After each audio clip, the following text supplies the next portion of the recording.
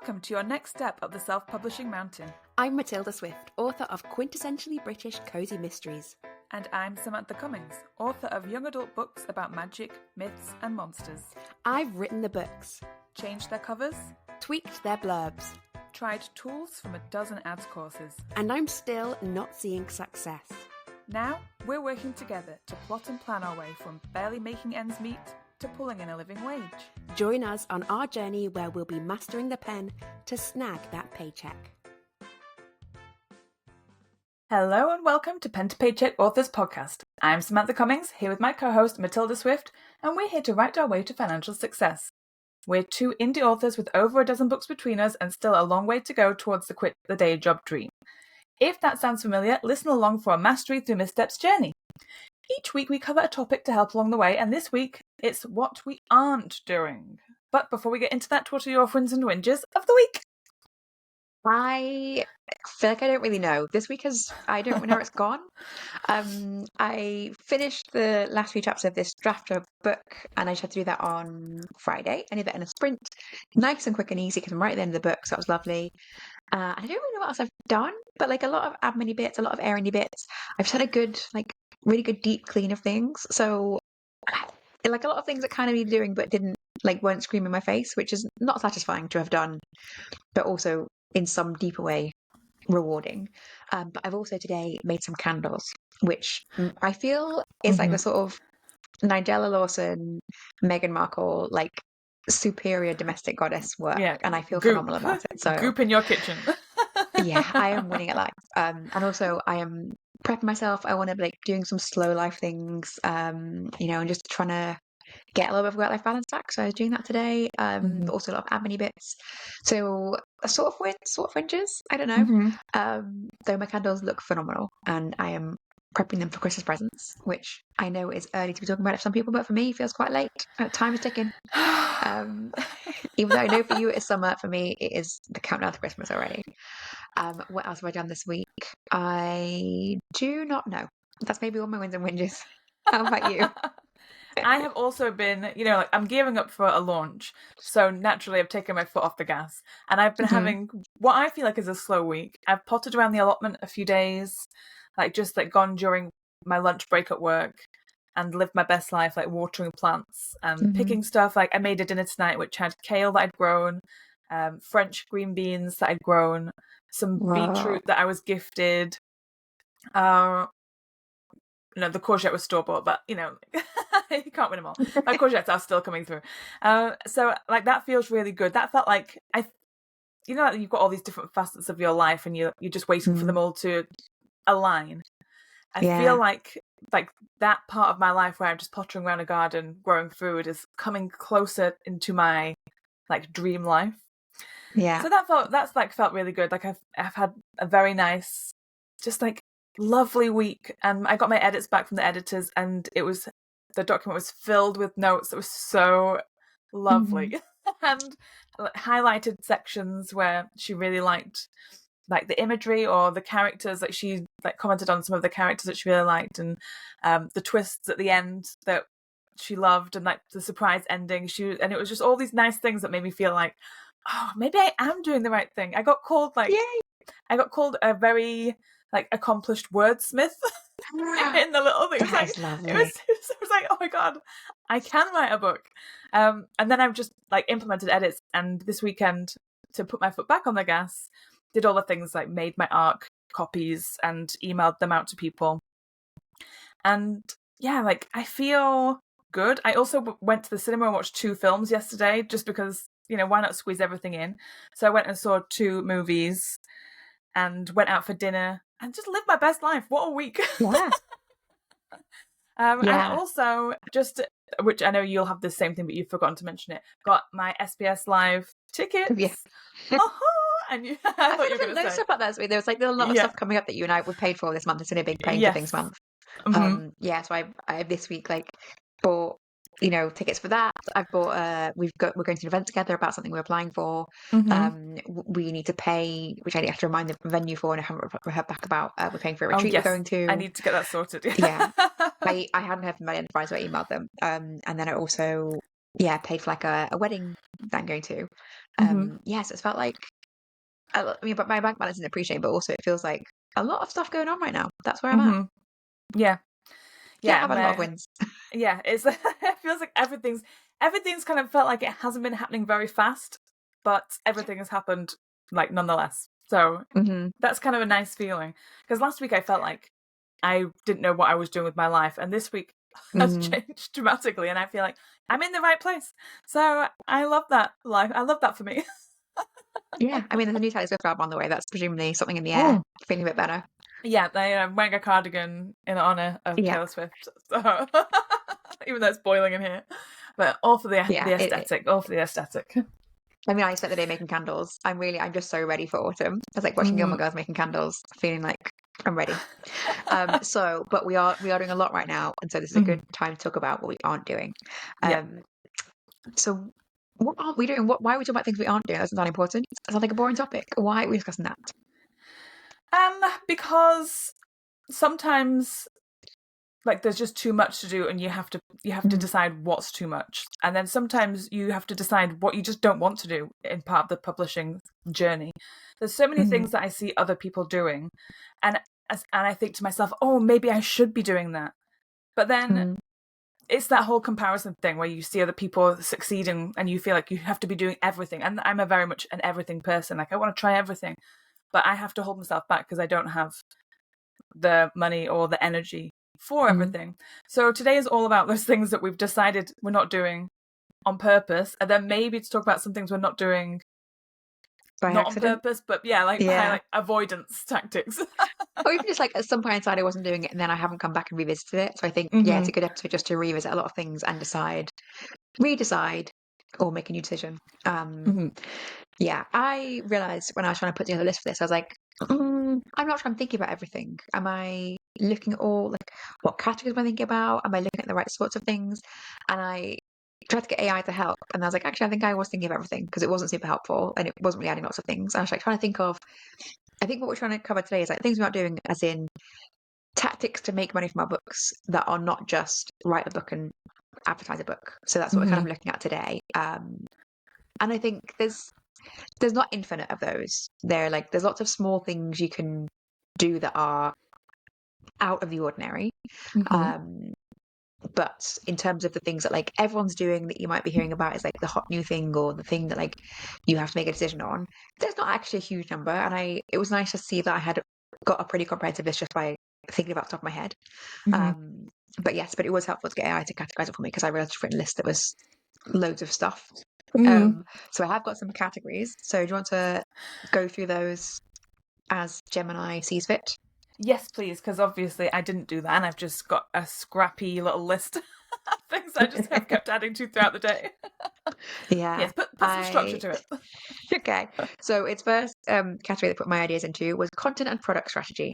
So it's got box sets or bundles, audiobooks, translations, special editions, serialization, co-authoring, and selling merch. This is kind of just like um, affiliated extra products that could go with your books, or like different ways to create or promote, like put out your books.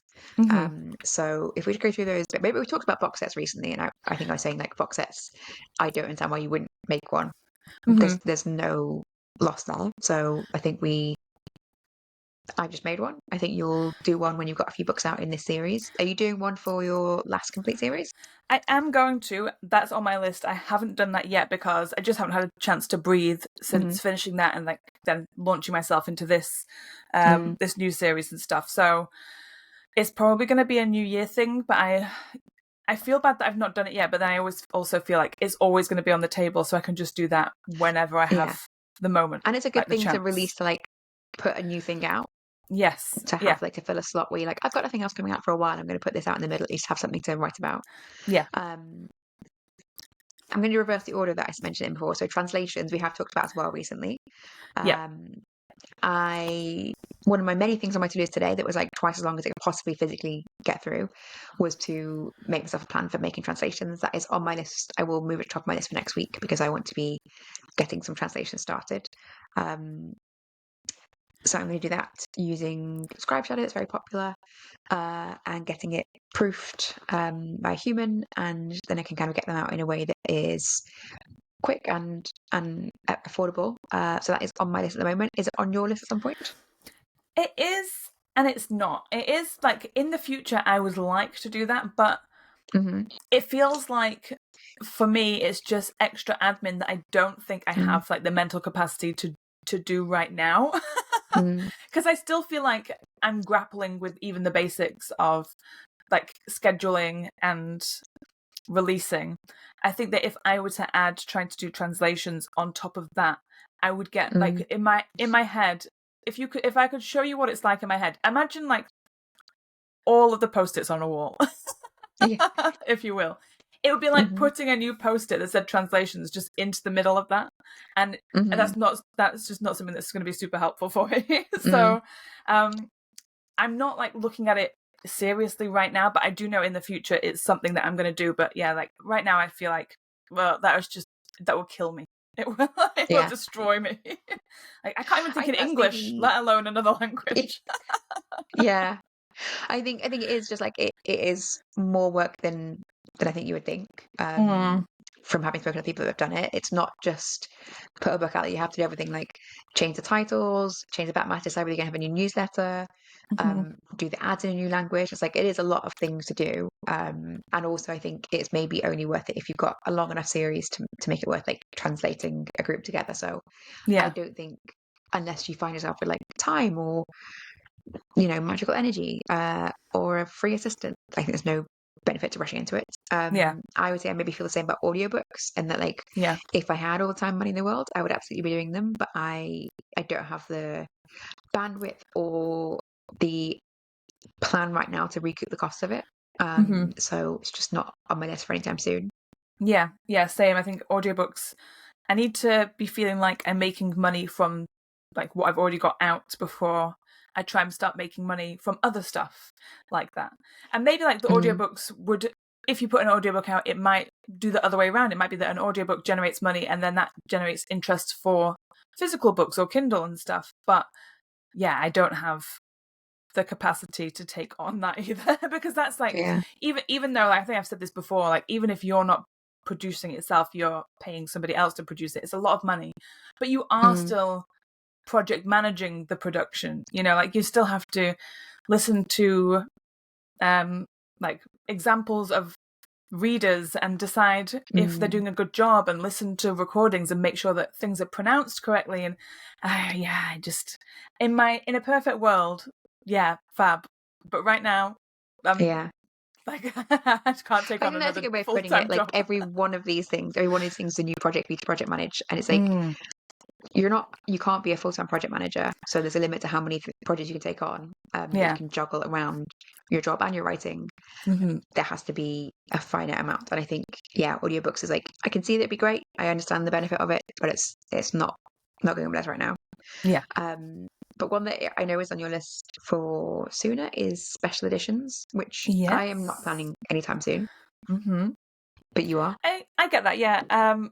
For young adult like genre specific stuff, special editions is crazy important, and I don't wish it wasn't, but at the same time it feels like if you don't do it you're missing out. But at the same time, like I'm excited to do it because I love a special edition book. So it's and then you're missing out financially, or you're missing out from like being in the cool gang. Just being in the cool gang, being a cool kid. And also I just really like to think that if I did a special edition it would be the best. Even though I know that's so silly, but I have so many ideas for special editions that I would like to do. Obviously they all involve maps. Because, like that's my thing. Like a special edition must have a map, and like character art, and just like loads of new little things. And so that is on my list, which kind of maybe links into Kickstarter, because obviously you wouldn't be doing a Kickstarter. Category. Oh, okay. Yeah. Well, for me, that kind of like they're kind of linked together, because if I did a special edition, it would be a Kickstarter thing. It's interesting. Like they do often seem to be linked together, but like they don't have to be. You could just do a special edition and put it on your website if you've got a shop, which again, separate category to come later. So we can maybe talk about those options later. Okay. Yeah, I know cozy authors have done them. I've got a couple of friends who've done them. I don't think it's a thing that would move the needle enough for it to be worth adding to my project list. Mm-hmm. And I also I'm not a special edition person. Like I'm not particularly, I love a physical book, but I don't love anything particular about a physical book. Like I Yeah, just like holding a paperback. you're not a I don't, collector. no, and I don't particularly care for like a signed edition. It's like, Mm-hmm. you just scribbled in my book, but like you wrote all the rest of the words. Those are the ones that I like. I don't like your scribbled attempt at a signature. I do have quite a lot of signed books and like signed pre-orders and special edition things. So I am the sort of person who does like that. I love Mhm. to feel like I've got something that's super cool that not a lot of people have. Yeah. Because, I'm one of those. That's interesting though. Like I think again it's another example we talked about this a few times of like it's hard to get excited about making something that you wouldn't want yourself. Yes. Yeah. Or, things like if you don't like a certain release style, you don't necessarily think about doing it yourself because you think, oh, that's awful. Mm-hmm. And it's really hard to gauge how popular something will be when you think it's rubbish. So Yeah. it's like a tricky thing to do, but no, I'm definitely not rushing towards it. Because again, I think if you don't like it, it's like I don't have, super exciting ideas of like what I would make it look like. I would like a sprayed edge because they do look cute, Yeah. but not like I don't own any sprayed edges. Like that's how much I like them. Like I think they're cute, but I don't own any because I Mm-hmm. wouldn't pay more money for it. Yeah. No, understandable. I don't agree with paying a super a lot more money. That is a terrible English sentence, but yeah, I don't like Aren't how you much. an accomplished wordsmith? I am an accomplished wordsmith, but I also make up sentences that make no sense. Mhm. Because you've got to be able to play around. If you're a wordsmith, you got to look for new ways to say things. I don't like that some people put their prices up a ridiculous amount for stuff that isn't very fancy. Like a sprayed edge is kind of fancy, I guess, but I don't think you should pay double for that. But Yeah. that's just me. What else is in this category? What have I got that could go in? Well, so we've got sort of related to that is selling merch, which we've kind of talked about recently. That was on my list, yes. Which again, I don't buy book merch. I don't buy book merch, and I don't like book merch at all. The idea of it, and this is like, I feel like this is in opposition to the fact that I love a fancy book and stuff. I don't personally like merch because I don't like tat. And she says, this girl I'm looking at the wall behind you. Where I you've know. Got, what are those things called? Like, oh god, it sounds Funko old. Pops. Funko Pops. They're Funko Pops, but I didn't buy Somehow them. they became popular when I was living out the country, and I missed the Funko Pop I thing. don't understand. I don't really understand Funko Pops. I got bought them as a gift for Christmas a while ago.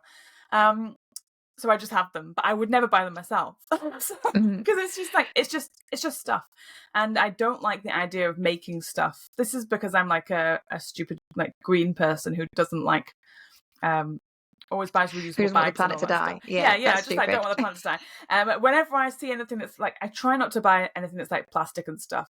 And whenever I see stupid things that are made of plastic or just don't need to exist, I just think, how long is that going to be on the planet for? So that's why I wouldn't want to do merch, because if I did merch, it would be handmade stuff, which is just not feasible because I'm not a craftsman. I'm a wordsmith, but I'm not a craftswoman. I can't do that full time. I'm not an accomplished candle maker like me. I could be a candle maker, but I'd have to set up shop to do it. I don't like the idea of just obviously I've instantly gone into like thoughts of I should become a candle maker. Yes, I've made my first candles today, and it was really fun, and it was slow. Like things like drop shipping and stuff, I can't bring myself to do it. And I love the idea of doing merch for like the idea that people would care that much that they'd wear a t-shirt. Or I have designed t-shirts, but that's because I like to make t-shirts for myself. I mean, people have to wear clothes. It's like we've got clothes for the pod, and it's like I just wear them around the house. I could do t-shirts. Different. I'm fantastic at designing t-shirts. I've been doing it since I was a child. I've been making t-shirts since I was in primary school, like for myself. One of my best ones was, this is a segue, a picture of a dinosaur with its mouth open and me popping out of it. And I wore that myself, a t-shirt with myself in a dinosaur's mouth. Oh, so I've been cool since day one. Yeah. Me and our mutual friend, the Silent Third Party podcast, used to make t-shirts a lot, and I really miss it. Like would like hand draw t-shirts. I used to be able to get that glitter gel pen. Oh, Yeah. I love that. And then you'd cut the sleeves and put beads on them and like twist. Mhm. Oh yeah. I was super into t-shirts. I could always make t-shirts, but yeah, like other stuff, I'm not really into, like mugs or cups and Mm. like bookmarks and stuff like that. You don't need another bookmark. No, Mm. I'm not going to be doing that. I'm So fine. 10 years in the future, and you're like, well, Yeah, I've got a whole store. No, if I yeah. have a store in the future, you can come round to my house and slap me. Anybody can. I think there are. I feel like that's something that will change. I think there are creative, interesting ways to do this sort of thing, because I think Yes. a lot of things that people are talking about now about being an author is about like really playing into being human, right? Because like people are feeling threatened by AI, playing into being human. I can definitely see things like handcrafted candles, like for your Yeah. book being a thing, right? And that's like, again, it's like it's unnecessary. We don't need candles, but like I burn a lot of Hmm. candles. This is Oh also yeah, my yeah. excuse for myself for like making candles. Like I burn a lot of I candles. It'll save me money if I I make them. buy so many candles. Yeah. It's insane. And at first it was a problem because Brian wasn't super into candles. Brian's ghost boyfriend. But Mhm. I've obviously turned him around on that, and now he Yeah. also picks candles. So we have Oh. a lot of candles knocking around. Um, that's it's different because I wouldn't say that candles, if you were making them yourself, it's not merch per se. Mm. It's something else. It's Mhm. But then does that mean if I you're buy myself a sticker manufacturing maker, stuff. which I do want to buy myself a sticker maker, and Yeah, make my own Sticker. stickers? If you're making them yourself, that's fine. I think Yeah. it's the getting it made elsewhere and just drop shipping. That's my Mhm. problem because I don't. Mhm. I like I found this out. And I know this about myself anyway because I love gifting. I love giving people gifts, and I love thinking about what to buy people. And when I did my book boxes, whenever I did them, because I don't know how time works, Mhm. like this year and last year, putting together book packages and putting things in and making Mm. stuff was so much fun. That's the only way I could ever think of doing it. But then that turned Mhm. me into it's another business, so I can't think Yeah. about And it. then you wouldn't have time to write the books. But Yeah, anyway, I feel like we talked about this for a long time, sorry. and it's like the least feasible on the list, but it's the most Yeah. interesting one of just like it kind of drills down into how do you make these decisions? Because like Hmm. some of these things, like it's just an instinct that I don't necessarily know is made as a business decision. And it's worthwhile drilling down into them to kind of decide, am I just saying no because I like have a discomfort with it for some reason, or is there a real Hmm. reason, like an impracticality behind it? And I think it's worth kind of looking at both those sides. Um, Other things in this category, so content and product strategy, which I'm not sure if these belong in this category, but I sort of see how they do. We've got serialization and co-authoring, which are really just like other ways to kind of create content and put content out in a way that expands your readership. Hmm. So serialization, I am doing it. I'm doing it this Christmas because also two other big cozy authors, since I've been talking about serialization, I have started doing it. And I was like, that's my futurist coming out. It's just like I feel like it was in the air for a bit. I was like, I feel like it's a thing that people want right now. But because I have a job and I didn't have time to like take it up, but I'm gonna find the time to take it up and start doing it in Is December. this the sending things out in the post, or is this something else? No, this is like putting out a chapter a day of a book, Right. Okay. like on a Um. website. Yes, we have spoken about this before. Mhm. Yeah, I kind of like the idea of that because it takes me back to what website is it where people write fan Like Wattpad. stuff. Wattpad, yes, where you could just like people were releasing chapter after chapter. It's very Mhm. Wattpaddy, and I think that's a very fun, I mean, the 90s are a back, fun so I avenue. feel like I know. I think yeah, it's like a resurgence. Yeah, you do need time for that. I wouldn't have time for that because I'm not a fast writer / yeah, editor. But you are great at doing short stories and yeah. being able to produce things very quickly. So I can see that working for you 100%. Yeah, and I think I'm really this year trying to figure out ways in which like take advantage of my skills and like my natural way of being rather than always trying to fight it and thinking like, oh, I'm everyone said you should do this thing, so I should do this thing. But it's like, no, I'm a fast writer who can like work a deadline. That seems like it's a good thing for me to strictly try. So Hmm. yes, I'm going to try it this December. And then co-authoring, again, another way to like expand your reach to um have time to do new things. And I've tried that this year and I definitely found it really like an enjoyable way to write, an enjoyable way to do something different and to experiment with something different. Obviously, you're limited in that like you need to have a second person at least. Yeah. But I think I wouldn't have approached someone else to do it. And so someone Yeah. approached me to do it. And now I think, oh, I should approach someone else to do that.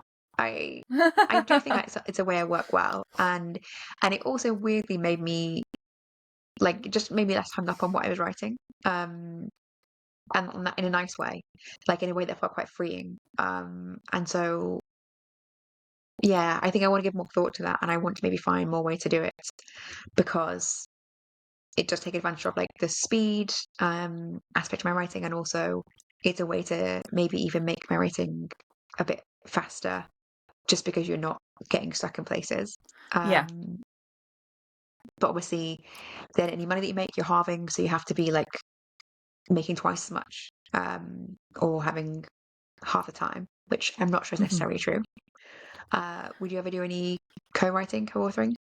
Yeah, I've done it in the past on a book that was this is like years and years ago. We did a steampunk novel, and there was like 15 of us who co-wrote this book, with all like alternated chapters, and it was a lot of fun. And the book's never seen the light of day because the person who was supposed to be editing and formatting it just never ever got around to doing it, which was a shame, like a real shame. And I always offer and say, if you want to send it to me, I'll do it.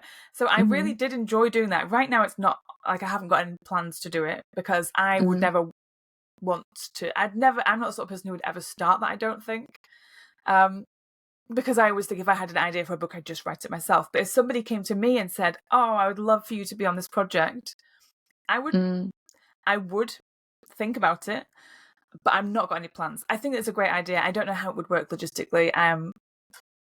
Like money and who's in charge of the admin and all that. That scares me. And I prefer working for me, myself, and I, because I like to know like what control I've got and where I stand. And I think that if I was working with someone else, I don't know how, me being the sort of person I am, how it would be very difficult to find somebody who would work with me, and I wouldn't feel like I'd fallen into a weird hierarchy thing. Yeah. But I think that is a tricky thing about it. Like that's why I had never really, like it is like a mental energy, right, to find the right organization process. And actually the person I'm co-writing with, I don't know, and actually it's quite nice. I think we had enough kind of points of commonality that it was easy to write together, and it was kind of set up in a clear hierarchy from the beginning, so that really helped. But if I were going to try and set one up with someone, I think I have quite a domineering personality, and I would just nod along, yeah. And I would worry about just steamrolling that person. So I'd have to find someone who couldn't be steamrolled, but also wouldn't put a wall talk up back too much. Yeah. No, I agree. Like the way that we work with the podcast goes well because you are you set the rules and stuff, and then I just show up. That But works also, I think we split our tasks quite specific. Like we split our tasks like things that we can do, and we don't have any that we don't do things together apart from the recording bit. And we just like, you do your things, I do my things, and we don't have, and we just know we can rely on the other person to do it. Yeah. Whereas I think with co-writing, because unless it was like a dual POV, like some people do it like that, right? Like they just like, I write my POV, you write yours. I can do that. Obviously, Christmas is not dual POV. But yes, I think it would take me a lot of energy to do the emotional negotiation for a co-writing job. And I don't have that energy. No, I know your social stuff on Clifton's strengths. Whereas maybe because my Clifton's strengths, maybe I should be doing it because that was what mine was all about. That but I think a thing to consider. I'll leave it up to the universe to decide if it'll bring something. Okay, so that was everything in that category of content and product strategy. I think everything in there is stuff that we have talked about a relatively large amount. So I think nothing in there super surprising, except for maybe things like audiobooks and translations, like really just thinking how we can get those done in some way. But I don't know what way it will be. Okay, so the next category is, maybe I should come first, distribution and sales channels. So thinking about wide versus Mm. KU exclusive, selling direct, and then Gemini also added library sales, which I think was an Yeah. interesting one to look at. So Yeah. wide versus KDP, I have never seriously considered going wide. It's so much time and energy, and it's not common amongst cozy mysteries. Yeah. I think something like 70% of cozy is like in the top 100 are in KU. Yeah, and even if I wrote in a genre where it was less common to be in KU, I think I'd really seriously have to think about it. Like, it's a lot of time and energy.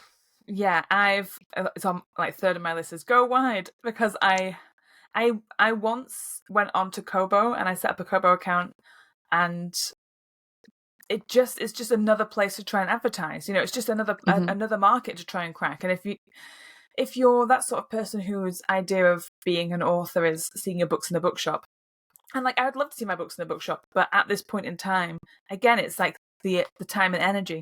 I'm just sticking with Amazon and KU, and that's one beast that I have to slay every day, and I'm fine with that. Like, you know, I've got a rhythm going.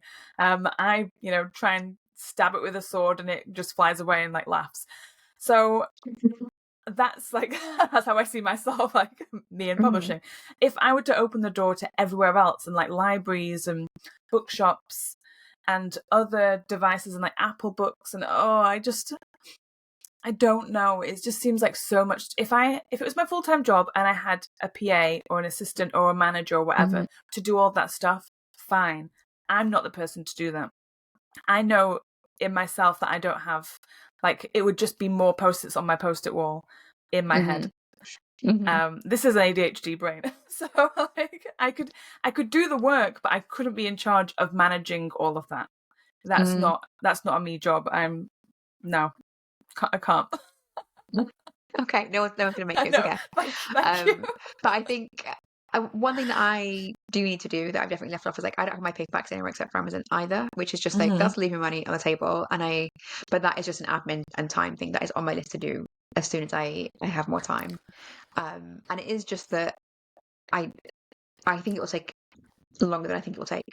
It's one of those things where you think it will be a 5-minute job, and then you're like, oh, I should have put it here. A bit, like, you have to Yeah. put things in the right order. You need slightly different cover sizes. I don't have ISBNs. I need to get those.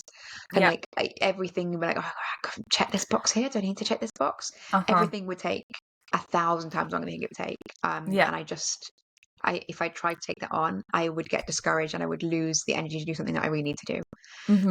So I can't take it on until I have more time, but I will do it. Yeah. Like and so selling tied direct. into Selling direct's a similar thing where that just like having to buy ISBNs and I just like, in a perfect world, yeah, great, I'd love to, but it's the admin, isn't it? It's just the admin every I time. don't think I would love to. I think that's like, it's one of the things like special edition, like I don't really desire to do it. I don't want to become a shopkeeper. I didn't get into this to become a merchant. I don't have that impulse. Yeah. I get that, like, it's a way to build up a stronger fan base. You own more of your customer data. Like, I know there's benefits to it, but it's not a thing I have any desire to do. So I will have to work solely based on the benefit. And at the moment, to me, there's not enough benefit to it. And like, I wouldn't make enough money at all to be worthwhile setting up a shop, to be worth the time for me setting up a shop. Yeah. I don't think cozy mystery readers are particularly desirous of buying direct from a writer. So, and I keep thinking about this in the moment of like, what do I want to do in terms of like my relationship with readers?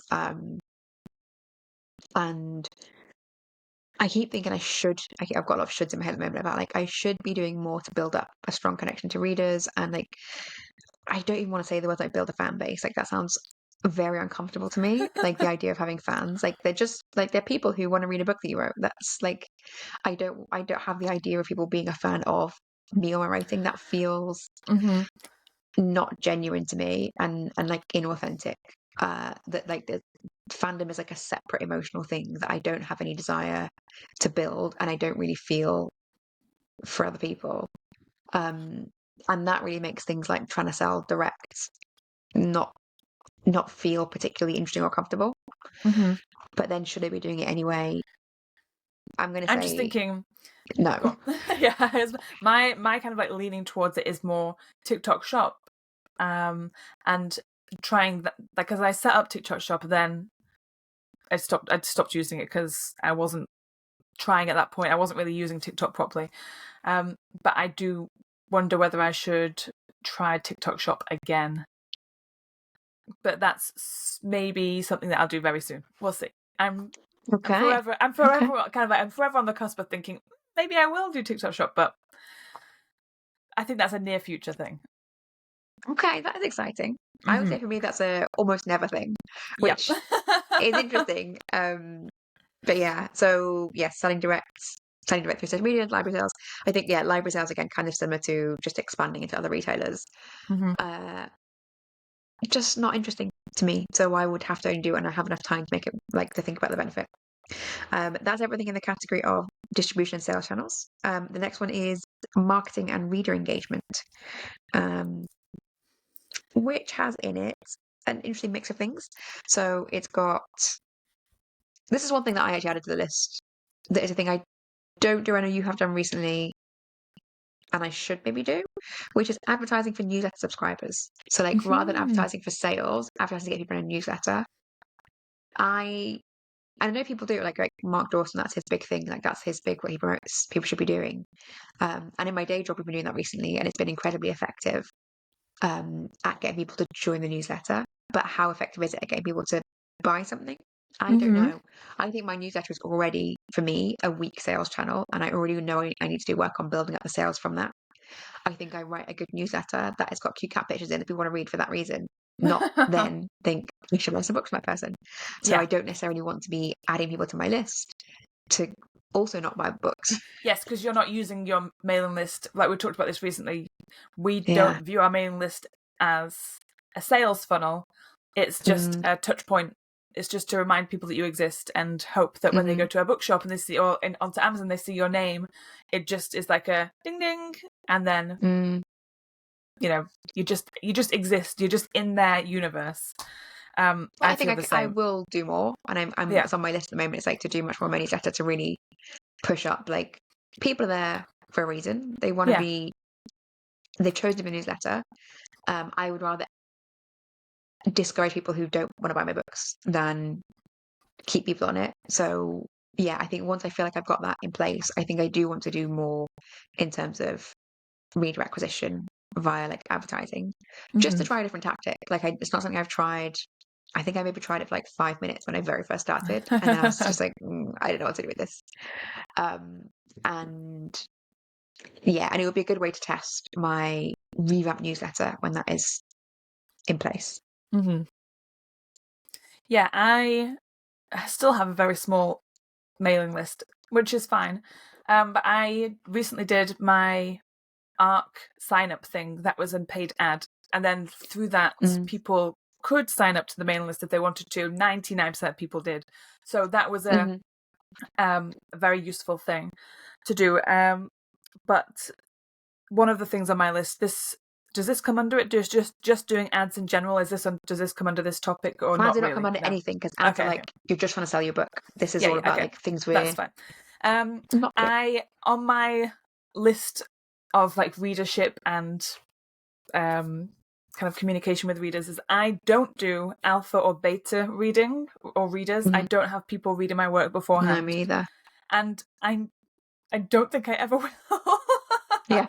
And I know so many people in the writing world have other people look at their work and then give feedback. I don't want feedback from other people, I'm afraid.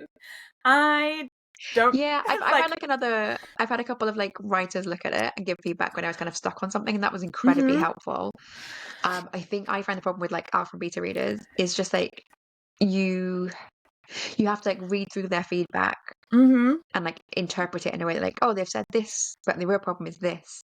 And it's just I think if I had, I don't know, this might not be true. I might be leaving my entire career on the table by not doing this. And it might be that if I had alpha beta readers, my books would be astronomically better. Yeah. I just can't imagine what they would say that I would make a meaningful difference that I wouldn't have done in my own edits. Yeah, I think that because I have had in the past friends read books before and give feedback, and I've gotten like critiques and stuff. And it has kind of helped in some way, but in the same way that you could have a developmental edit and pay loads of money. It's like I say this forever, and I don't want it to sound like really like I'm not taking it seriously, but it's not that serious for me. Cause I love writing books and I try my best and I get edits done and stuff, but I don't want to hear anybody else's opinion unless I ask for it. Unless like I desperately need it, I just don't want it. It's for me. This for me, and maybe that's like not business minded or like a stupid way to look at it, but I just can't see why what somebody else would say would be better, would make things better for me. I just don't. I mean, I'm sure it would. I think it does feel like but it, like productivity focus group, right? Like if you're making a new Coca-Cola, you want your Coca-Cola to appeal to as many people as possible, and you want to make sure that your Coke isn't like new Coke and disgusting and no one wants to drink it. And it's like, but I don't feel the same way about books. Like I think it's just the way that I think about it myself and like approach my writing and editing. And I've been in critique groups a lot, and I think from that you kind of can get a sense of what's working and not working. And I think I like getting feedback from other writers. I find that very helpful. But feedback from readers, I think I find it unhelpful to get like, when you look at reviews, like people don't always like the same things. Yes, I think that's it. It's like one person's opinion could sway you, could have you cut out a character that you love because this one person said the right words to make you feel like it was a mistake. And I do think I would be so easily swayed, but it might also just make me hate the process if somebody was giving me feedback like, I just don't want it. I just don't. Like you say, like with reviews, like they're like you could just get the wrong group of people, or it just take a long time to build up the right group of people. And it's just, I'm sure it's great for some. It must work for some people. A lot of people do it, but I can't see myself ever doing that. So sorry. No, it is interesting. I would definitely like to hear more like people in the Discord talk about it, about like why they're using alpha beta readers and what they get out of it in a way that maybe like, am I missing something? Well, that's the thing. I feel like it's one of those bad things where I feel like maybe I am missing something and I'm just being like a petulant child, because that's most of my life is just me saying no because somebody said that you should and I just rebel.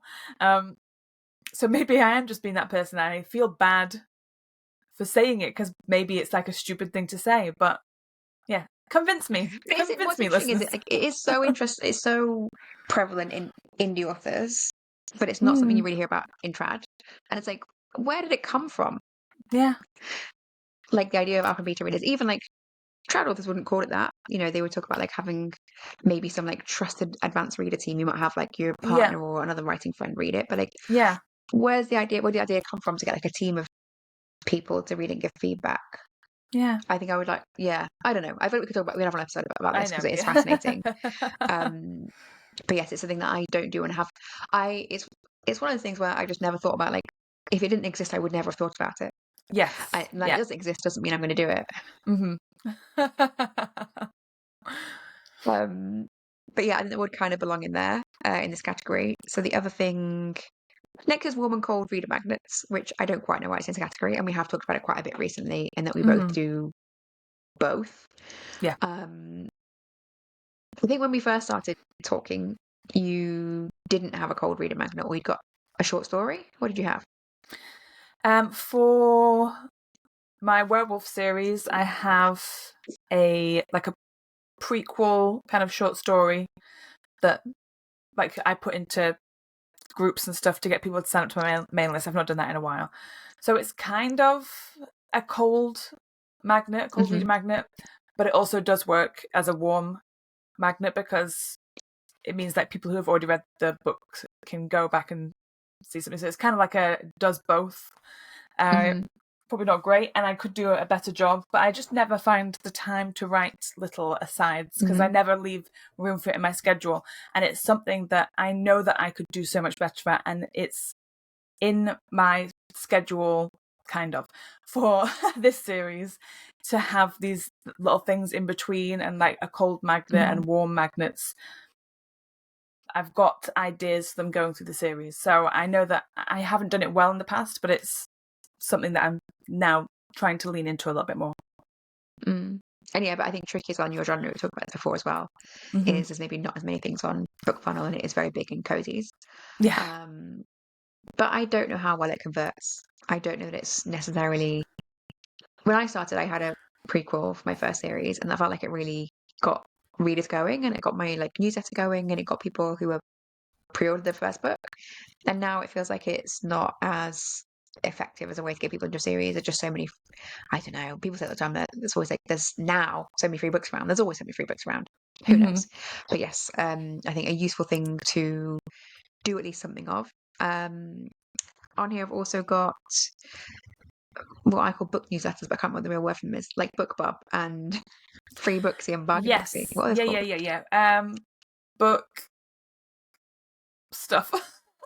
Yeah, they're my book brain stuff. is completely gone. Yeah, there was a word for it, and I'm sure at some point it'll come back. It's book like newsletter marketing, I guess. I have done those in the past. They haven't particularly. I've gotten downloads and things, but they've not particularly been great. I know that some people put their books on, and they've had hundreds and thousands of downloads. And I have, obviously, I'm not a hugely prolific writer. I don't have a big back catalogue, so for me, it's not really on the table. I'm not building it into my marketing or anything right now. I know they exist, and every now and again I might dip in, but for the first book in a series, I'm definitely not thinking about it. I think more when I put out the second and third book is when I'll start to think about that. Put the first book on discount to try and get people in. But right now, I'm not really thinking about it. Yeah, I don't know why I'm not more consistent with it. I think I'll be really good and consistent. And like when you don't have a release, you might do a discount month. I just don't, and I don't really know why. I think that's one thing I really want to work on, is really making sure I've got some sort of promo every month, whether it's like a new release coming out or a discount of backlist book or a box set, something like that. It's where I aspire to get my schedule, but it's not there right now. And I think these kind of hold a place like that for me. Next one's category is social media, which is a weird category. It's got a lot of random things in it, but social media, like organic social media, which I do. And I definitely find it easier to do since we've talked about, things about social objects. And it's easier as well for me to kind of dip in and out. So I've had that like first 60 days that we had our like challenge of being really consistent. And I'm not super consistent now because it does take like a bit of mental energy to kind of put the posts out and kind of think about that. And when I've been in like deep in writing mode, I absolutely haven't had the energy to do that.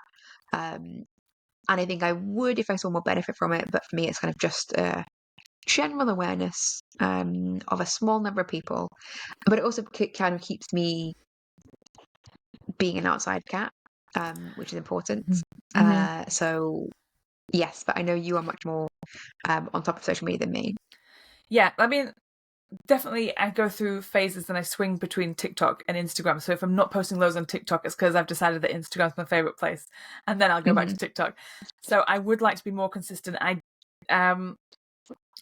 been trying to post more on Threads as well, but I'm terrible at like Threads and Facebook are my two worst platforms. But again, like for young adult stuff, I mean, Threads is actually working out as an okay platform for young adult, but for Facebook, like not so much, which is fine. So like I'm okay just like posting things on there to keep my elderly relatives who follow me, just keep them up to date because they love it. But yeah, I am definitely doing better on Instagram and TikTok. I'm sure there are other things that I could be doing, but I just have to draw the line at those two. Yeah. And because people talk about like Blue Sky, and like people are still on Twitter or X or whatever people call it these days. Like Twitter, X, formerly known as Twitter, whatever. Like moniker it's got right now. It's like, so I'm just sticking to Instagram and TikTok and ignoring the rest effectively. I'm okay with it. I don't think I could do more. I feel like all of my time is spent just thinking about those two platforms. So Are they a big part of your business strategy? yes, yeah, because YA readers they're really on TikTok, but they really are like the older YA readers are on Instagram. And I Mm-hmm. count myself as that kind of group, is people who grew up in the golden era of 2008, where YA was like a big deal, and now we've kind of all Mm-hmm. grown up and we're still reading YA. That they're on Instagram. And so I want to cater to those people because they can become really good supporters and fans. And then the younger actual YA readers tend to be on TikTok. So I can't give those places up, but I can give Facebook up, no problem, which is why I don't really spend a lot of time there. Just occasional. Yeah. But it's just so time consuming and like for no benefit. But I do think like I think Facebook ads for me is part of my business strategy, and I think posting on Facebook helps your Facebook ads. Yeah. Um I post so everything from my Instagram goes to Facebook. So it's yeah. posting there. I don't think it really likes that you do that, but then why did they give you the option? So Yeah. Suck it, Mark. And then the other one that's sort of connected to this, like being an outside cat, is book launches and reader events, which I have no desire to do. Because I don't go to them, and I just don't like, I just like the printed word. I'm a Yes. purist, or I'm very antisocial. Yeah, that big this is the week where they had the big Waterstones event. Lots of debacle over that being poorly advertised and it being so crowded, people being like in long queues. If I had to I queue every week about 20 minutes to get a croissant from this delicious bakery in my village, and even that amount of queuing I'm slightly annoyed about. But like fresh croissants are really nice, super worth it. I wouldn't queue 20 minutes for a book event. Oh my God, absolutely not. If I'm even in a queue holding something in my hands and I have to wait that long, the desire to buy something will leave me quickly, and I will leave the queue and won't buy something. So no, I'm not into that sort of stuff. I do sometimes think, I'd love to go and do a book signing, but then at the same time I think, would that actually be the worst thing in the world? Maybe. I don't. Why? I have such a. I'm like obviously like have like the two wolves inside me thing with wanting to be seen and not seen, which I'm working on very much. But I love attention, but I don't want attention. So having to like be a person and like act like a person in front of lots of people is like a terrifying concept to me. But at the same time, I love the idea of it as well. It's very difficult. It's like a very difficult thing. If So I were doing a signing, I would just keep asking every person, like, why are you here? Have you got nothing better to do today? What could you possibly want this for? And it wouldn't go down well. You? Yeah. Just slip a couple of notes across the table to them, like, here's £5. Thanks for coming. Yeah.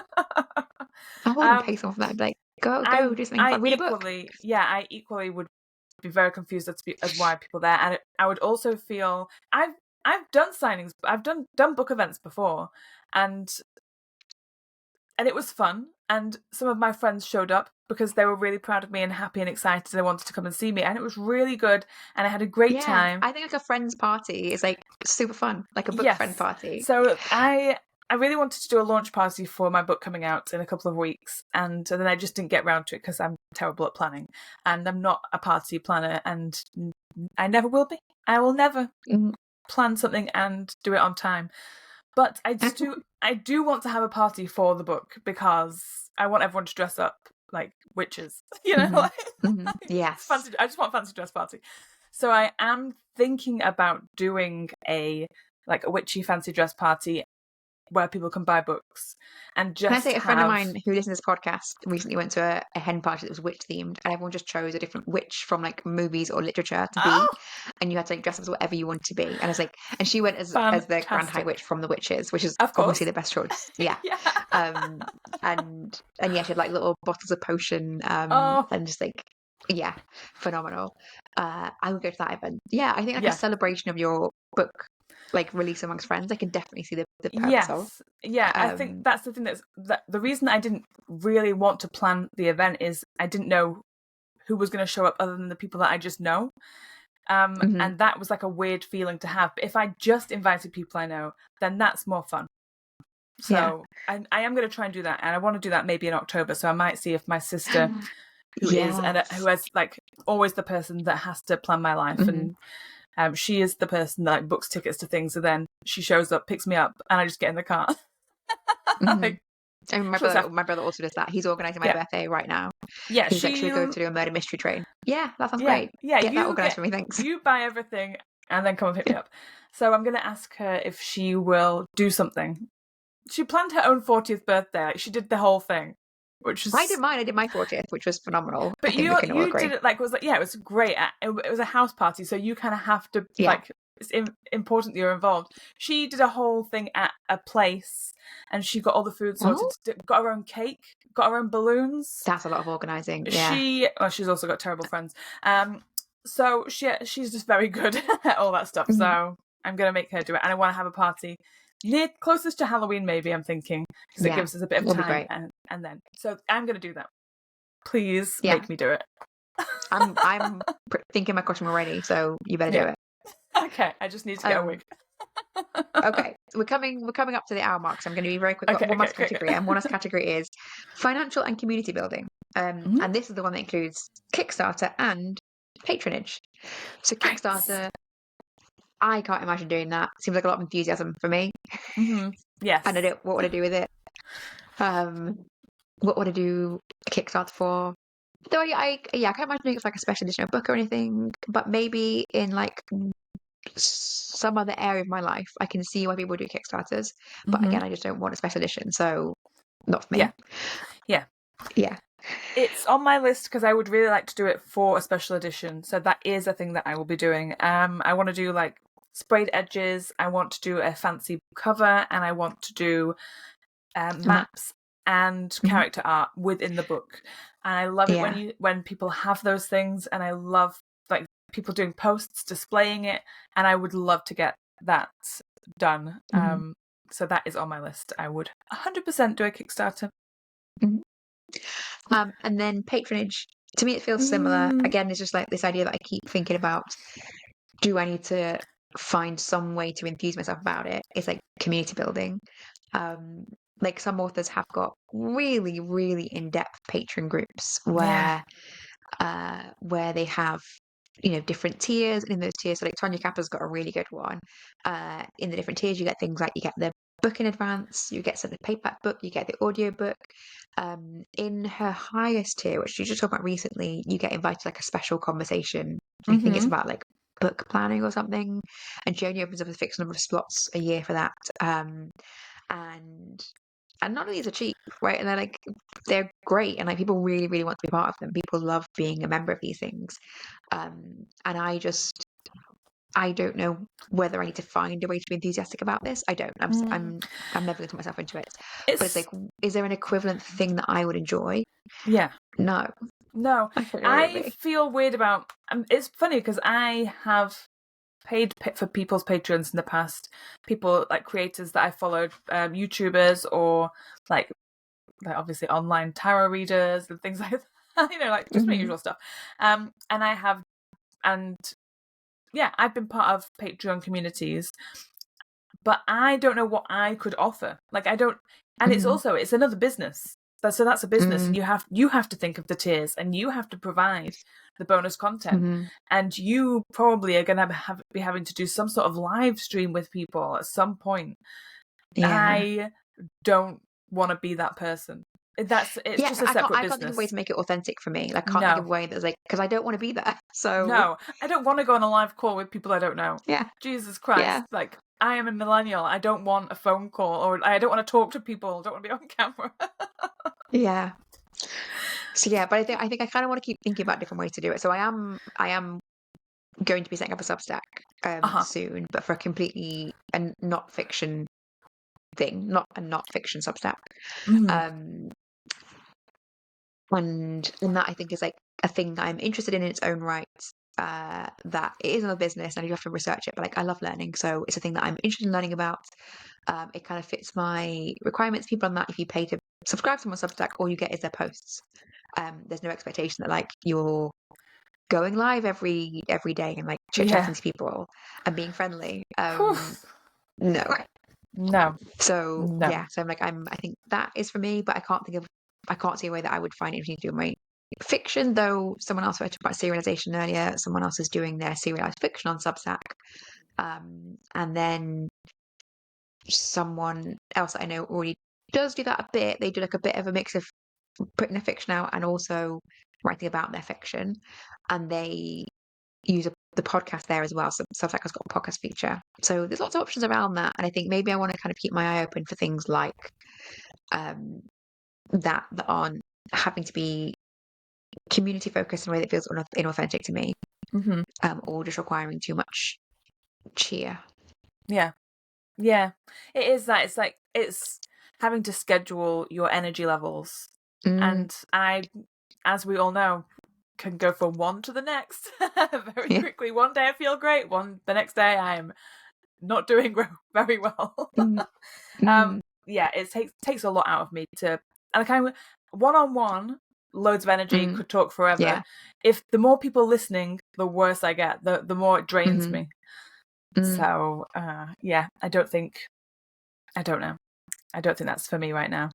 Maybe in the future, who knows? But it's just another business. I can't start another business. Yeah.